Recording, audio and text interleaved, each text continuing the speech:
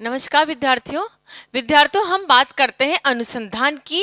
और अनुसंधान में हम बात कर रहे हैं विभिन्न तरह के अनुसंधान किस तरह के होते हैं इसके बारे में बात करते हैं। इस वीडियो के तहत हम बात करेंगे प्रयोगात्मक अनुसंधान यानी एक्सपेरिमेंटल जो रिसर्च होती है वो कैसे होती है और उसके लाभ क्या क्या होते हैं। तो किसी पर्टिकुलर सैंपल्स को लेके आप उसके अंदर जब रिसर्च करते हैं उसके ऊपर, है ना, सैंपल्स के ऊपर कोई आप एक्सपेरिमेंट करते हैं तब उस रिसर्च को बोलते हैं हम एक्सपेरिमेंटल रिसर्च या फिर प्रयोगात्मक अनुसंधान। जो एक्सपेरिमेंटल रिसर्च होती है वह पूर्व पश्चात भी हो सकती है और केवल पश्चात एक्सपेरिमेंटल भी हो सकती है।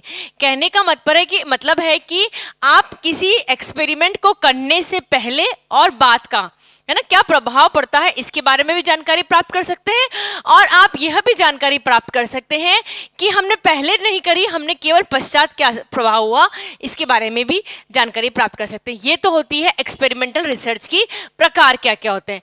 हम इस वीडियो में देखेंगे कि हमारे जो एक्सपेरिमेंटल रिसर्च है इस एक्सपेरिमेंटल रिसर्च की क्या क्या लाभ है। तो सबसे पहला लाभ ही होता है कि ये नियंत्रण में होती है। जितने भी, चाहे पूर्व पश्चात हो या पश्चात एक्सपेरिमेंटल रिसर्च हो, जितने भी प्रकार की रिसर्चेस होती है एक्सपेरिमेंटल रिसर्च, यह कंट्रोल्ड होती है, नियंत्रण में होती है। यदि ये कंट्रोल के बाहर हो जाती है रिसर्चर के तो रिसर्च रोक दी जा सकती है, या अगर वह किसी कंडीशन से ऐसी हो जाती है, वर्स्ट कंडीशन हो जाती है, तो क्योंकि ये कंट्रोल होती है, नियंत्रित होती है, इसलिए कंडीशन का मेथड जो होता है वह भी बदला जा सकता है। यह किसी प्रभाव में आ जाती है तो हम उस प्रभावित कारक को भी अपने साथ में इंक्लूड कर सकते हैं या कोई प्रभावित कारक को हम एक्सक्लूड भी करते हैं। यानी एक्सपेरिमेंटल रिसर्च इस तरह की रिसर्च होती है। बहुत बहुत ज़्यादा फायदा होता है इस रिसर्च का रिसर्चर को, है ना, कि वह उस रिसर्चर के कंट्रोल में होती है। ठीक है, नेक्स्ट है यादृच्छिकरण। इसका जो सैंपल्स लेते हैं, है ना, जो भी सैंपल्स लिया जाता है वह सैंपल्स जो एक्सपेरिमेंट कर रहा होता है, जो रिसर्चर होता है, उसके अकॉर्डिंग लिया जाता है। किसके अकॉर्डिंग लिया जाता है? जो रिसर्च कर रहा है उसके हिसाब से, अपनी लिमिटेशंस देखते हुए, अपनी क्वालिटीज देखते हुए, अपना समय देखते हुए रिसर्चर और सैंपल्स का सेलेक्ट करता है। यानी दो फायदे हुए, है ना, अभी तक हमने जो पढ़े। पहला फायदा था कि यह जो रिसर्च होती है वो कंट्रोल्ड होती है, और दूसरा फायदा ये हुआ कि ये जो रिसर्च होती है ये क्या होती है, सैंपल्स को आप अपने हिसाब से, मतलब होता है रिसर्चर, है ना, रिसर्चर जो होता है वह अपने हिसाब से, अपने अकॉर्डिंग उसको चेंज कर सकता है।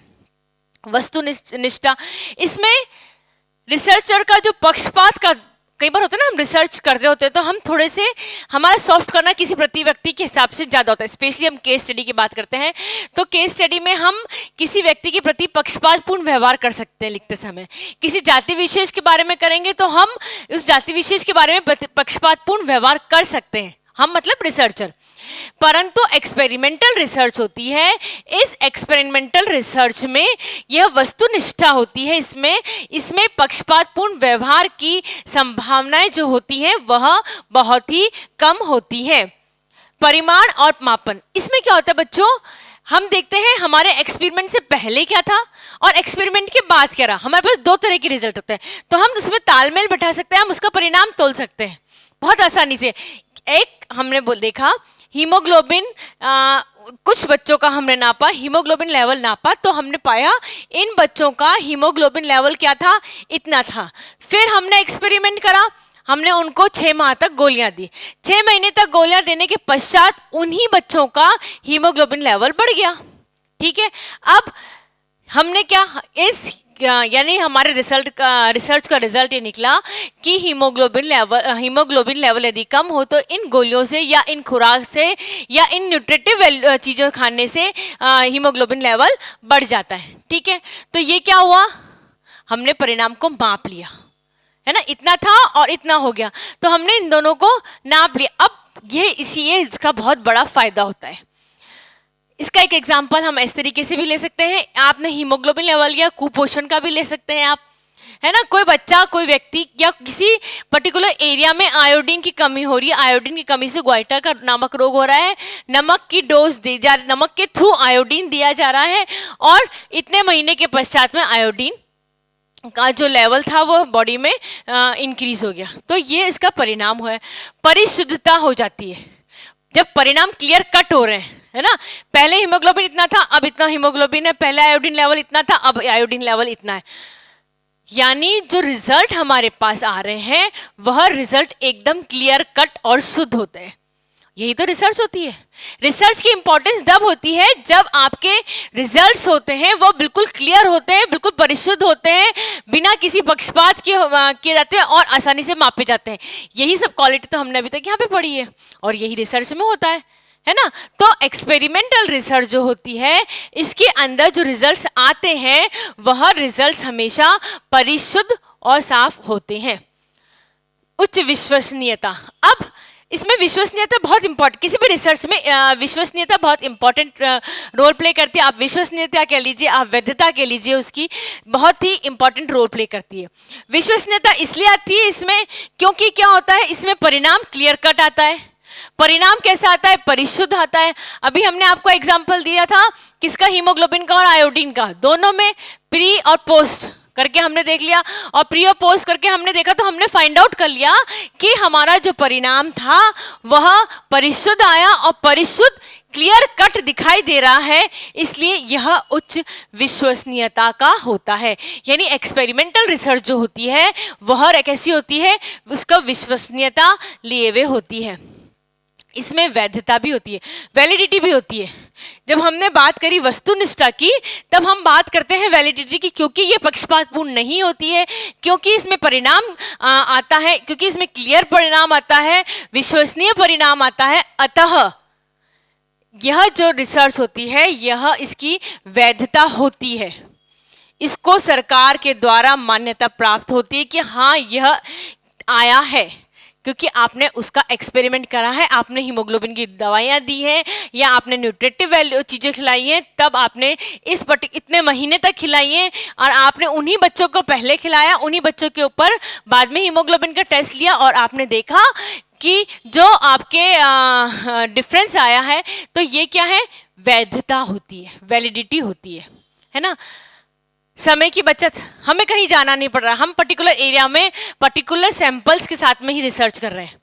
अभी हमने आपको बताया ना, हमने अभी एक इस वीडियो में हम केवल एक एग्जांपल ले रहे हैं और वो एग्जांपल है हीमोग्लोबिन लेवल का। हमने देखा 13 साल से 16 साल के बच्चों में, गर्ल्स में, ठीक है, 13 साल से 16 साल की जो कन्याएं हैं उसमें हीमोग्लोबिन लेवल क्या था। हमने 20 लड़कियां ली हैं, 20, 30, 40, 50 जितने भी रिसर्चर की श्रद्धा है, उसकी समय है, उसकी क्वालिटी, उसके हिसाब से उसने सैंपल सेलेक्ट करे। सैंपल सेलेक्ट करने के बाद में उन्हीं, है ना, अब आप सैंपल सेलेक्ट कर लिए, हीमोग्लोबिन टेस्ट ले लिया। हीमोग्लोबिन टेस्ट लेने के बाद में आपने उनको न्यूट्रिटिव चीज़ें दी, बिस्किट्स बना दिए हीमोग्लोबिन के, या फिर आपने उनको 6 माह तक गोलियां दी और फिर 6 माह बाद टेस्ट करा। ये समय की बचत हो रही है, ठीक है। हमें मान रहे हैं कि समय लग रहा है क्योंकि हम उसके ऊपर एक्सपेरिमेंट कर रहे हैं, है ना। तो एक्सपेरिमेंट करने का जो समय लग रहा है वो तो लग ही रहा है, परंतु जो रिसर्चर है उसे कुछ नहीं करना पड़ रहा है, उसे सिर्फ ये देखना है, ऑब्जर्व करना है एक्सपेरिमेंट के बीच में कि बिस्किट सही में खाए जा रहे हैं या नहीं, गोलियां जो दी जा रही है वो सही में खाई जा रही है अथवा नहीं जा रही है, इसके ऊपर उसको नियंत्रण करना है, ठीक है। तो समय की बचत ऑब्वियसली होती है। कार्य कारण संबंध इसके अंदर एक्सपेरिमेंटल रिसर्च में फाइंड आउट हो जाते हैं। इसके पीछे यह कारण है ना। हमने एग्जांपल लिया हीमोग्लोबिन का, तो हीमोग्लोबिन लेवल कम है तो इसके पीछे जो भी कारण है, परंतु हमने या आपने बताया कि हीमोग्लोबिन लेवल इंक्रीज हो गया, तो हीमोग्लोबिन लेवल इंक्रीज हो गया तो उसके पीछे का कारण क्या था, हमने बहुत अच्छी न्यूट्रिटिव बिस्किट्स बनाए हीमोग्लोबिन के और हमने उनको दिए। यानी कि अगर आपको हीमोग्लोबिन लेवल डिक्रीज करना है, हीमोग्लोबिन लेवल इंक्रीज करना है, या हीमोग्लोबिन की जो कमी हो रही है उसके कारण जो समस्याएं हो रही होती हैं कन्याओं में, उसको दूर करना है। इस केस में क्या करना है, आपको ये वाली न्यूट्रिटिव वैल्यू की चीजें दे सकते हैं, इतने समय तक देंगे तो जो हीमोग्लोबिन लेवल है वो फटाफट इंक्रीज हो जाता है। तो ये कार्य कारण का संबंध, इसके कारण से ऐसा हुआ, ये संबंध बता सकता है। भविष्य कथन योग्यता बिल्कुल होती है भविष्य कथन। अभी हमने आपको बताया कि इतने समय तक इतना बिस्किट्स दिए जाएंगे या इतने समय तक इतनी गोलियां दी जाएगी, इतने ग्राम की गोलियां दी जाएगी, तो हीमोग्लोबिन लेवल इंक्रीज हो जाएगा। ये हम भविष्य का कथन बता रहे हैं, ठीक है, और ये हम सार्वजनिक कर रहे हैं, सार्वभौमिक कर रहे हैं। आप यदि हमने एक्सपेरिमेंट कर लिया है, परंतु यदि आपके एरिया में हीमोग्लोबिन लेवल की कमी हो रही है तो ये हमने रिसर्च कर लिया, प्री और पोस्ट रिसर्च करके देख लिया हीमोग्लोबिन के ऊपर, और हमने सार्वभौमिक सबको यूनिवर्सली बता दिया है कि यह रिसर्च हो चुकी है, एक्सपेरिमेंटल रिसर्च कर चुके हैं, इसमें इसको इतना करते हैं तब क्या होता है, हीमोग्लोबिन लेवल मेंटेन हो जाता है। तो ये हमने जो कथन दिया गया है, यह कथन सार्वभौमिक होता है, यूनिवर्सल एक्सेप्टेड होता है, और जब यूनिवर्सली एक्सेप्टेड होता है तो उसका एक सिद्धांत बन जाता है ना, इसका एक नियम बन जाता है, इसका लॉ बन जाता है। ये सिद्धांत, जैसे हमने अभी आपको एग्जांपल दिया कि यह सिद्धांत ये कहता है कि हीमोग्लोबिन लेवल 8 ग्राम से अगर 14 ग्राम तक बढ़ाना है, 6 महीने तक बढ़ाना है, 6 महीने में या 2 महीने में बढ़ाना है, तो व्यक्ति को इतनी डाइट में देना है और इतनी डोजेस देनी है। डाइट और डोजेस अलग अलग है, ठीक है। डाइट में आप उसको भोज्य सामग्री के द्वारा आप जो न्यूट्रिशन लेवल है वो इंक्रीज करते हैं, और डोजेस का मतलब होता है कि दवाइयों के द्वारा, ठीक है। तो ये क्या हो गया, ये एक सिद्धांत बन जाता है।